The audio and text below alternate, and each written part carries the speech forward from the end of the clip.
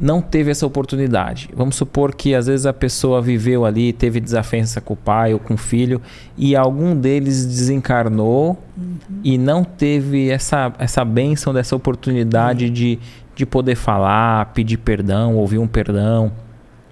Ou ainda que não exteriorizar aquilo, mas estreitar novamente os laços. Tem algo a ser feito? Tem. E aí daí é que a gente recorre à terapia sistêmica. É aí que entra o negócio que é o bonito da profissão que eu escolhi agora, né, para trabalhar há algum tempo atrás, e eu trabalho isso com muita honra porque ela cuida justamente dessas questões. Porque daí a gente tem até uma frase, é que a gente faz constelação, não sei se você já ouviu falar de constelação. Já ouvi falar, mas né, eu não... Porque é um sistema de representação, eu poderia fazer uma constelação aqui para nós, tá? Sim. Então aqui eu poderia usar isso aqui que seria teu pai, essa garrafa aqui seria sua mãe, essa xícara seria você. Então a gente poderia fazer uma constelação, tem temas, tal. Um dia, não sei se cabe aqui, mas se um dia se a gente quiser conversar sobre isso, eu posso te explicar com maiores detalhes como funciona. Deixa eu aproveitar, o pessoal coloca nos comentários aí o que acha dessa sugestão de tema, vamos ver. Justamente. Então, quando o pai e a mãe já faleceu, ou essa relação é tóxica demais, agora está uma moda de mãe, como é que é? Mãe narcisista. Agora a moda é a mãe narcisista. Tudo, você pode pegar lá. Quem tem mãe narcisista? E quem tem mãe... A moda, eu vou até na minha rede social, eu vou fazer um tema sobre mãe narcisista. Vamos acabar com esse negócio. Que o pessoal já quer diagnosticar. Vamos entender o que é narcisismo e independe se ela é ou não. Ela é tua mãe do mesmo jeito. E filho de peixinho, peixinho é, né? Então, daí complica mais ainda. Mas, e o pai tóxico, né? Aquela coisa. Quando a relação é tóxica... E aí elas existem, tá? Elas existem. Não tem esse caso que eu estou falando do pai que abusava das filhas e a mãe que levava, né? Que não tem condições de conviver com um ser humano desse. Sim. Então você realmente precisa viver. Não precisa estar morto, não. Sim, precisa viver perfeito. longe. Precisa viver longe.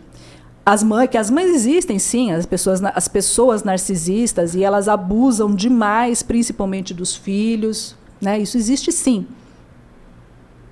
Então, a gente faz um trabalho que a gente, até dentro da constelação, a gente chama de frases de cura. Aonde a gente trabalha com o subconsciente da pessoa, com o inconsciente da pessoa, onde ela se sente na presença daquele pai, daquela mãe, e a gente trabalha 4 aspectos da terapia em si, que é o reconhecer, ou seja, eu reconheço que, de repente, né, eu tive alguns determinados problemas com meu pai, com a minha mãe, com a minha mãe, porque é um por vez, né? Sim. Não dá para fazer os dois ao mesmo tempo. Eu me conecto com aquela questão, eu reconheço ela. Daí tem uma linguagem que a gente chama que é desemaranhar, que é onde a gente realmente trabalha essas frases de cura, onde inclusive existe a questão do perdão. Só que a gente trabalha esse perdão, que a gente costuma falar, que é perdão em 4 etapas. A gente faz um pouquinho, porque não cabe muito o filho perdoar pai.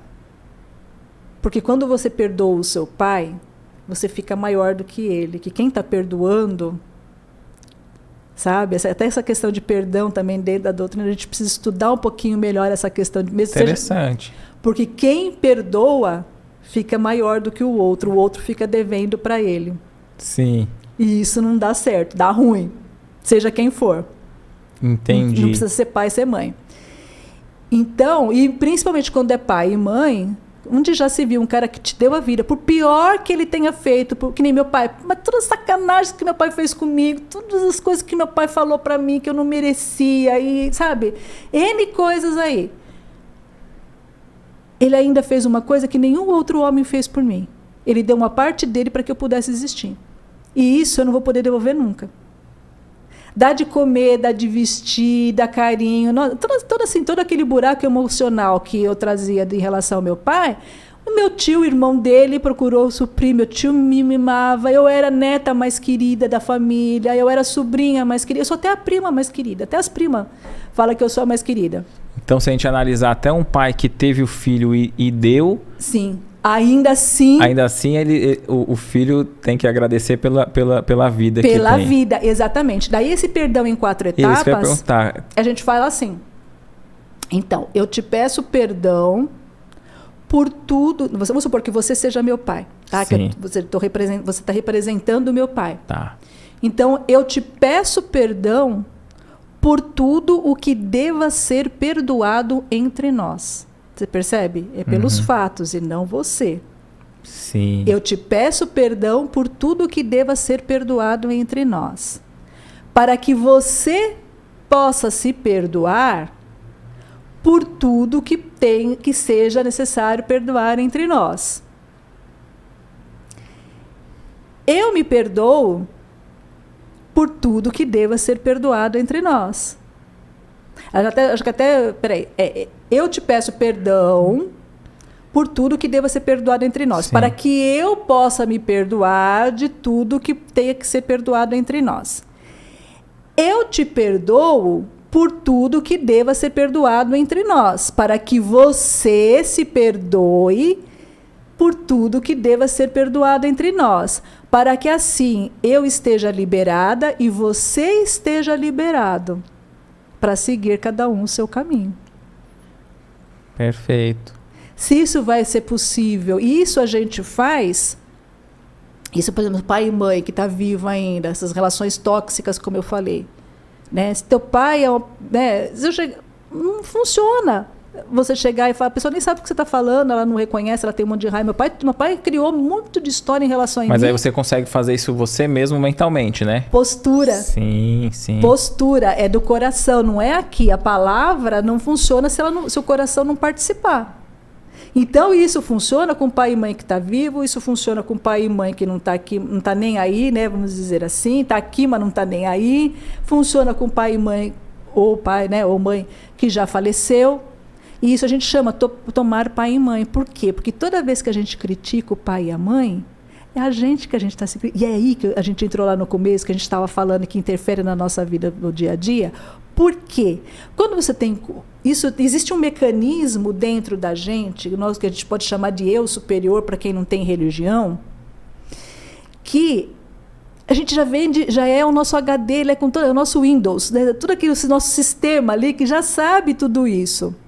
Só que a nossa vida, que o nosso ego aqui, quando a gente reencarna, apaga tudo isso daí, né? Mas só que ele está lá, ele funciona só daquele jeito. Quando você não cumpre, você dá um bug ali no meio, né? Você faz alguma coisa, aqui ele reverbera, ele reage. E a hora que a gente, às vezes, tem culpas inconscientes, daí você não sabe por que você não funciona, por que você acha que você não merece, não sei o quê, porque às vezes você tem muita crítica em relação ao teu pai, ou até dentro da visão sistêmica a gente tem aquela questão que a gente fala, né, que o pai, ele é responsável pela nossa vida fora, então a profissão e tudo mais, isso dentro do tema dinheiro. A mãe, ela é responsável pelo sucesso, porque é a função feminina e masculina ali. Isso é muito importante. Não é só na hora da concepção. É toda a energia e tudo mais, e o conhecimento. Porque a mulher é diferente do homem. Não adianta a gente tem direitos iguais, mas nós não somos iguais. Legal esse corte, né? Coloca aqui nos comentários o que você achou desse vídeo, sua opinião. E lembre-se de marcar aquele amigo querido que você sabe que vai se interessar por esse tema. Para você acompanhar o episódio completo, é só pesquisar Recomeçar Podcast Espírita. Se ficar alguma dúvida relacionada ao espiritismo, é natural. Procure ler as obras de Allan Kardec.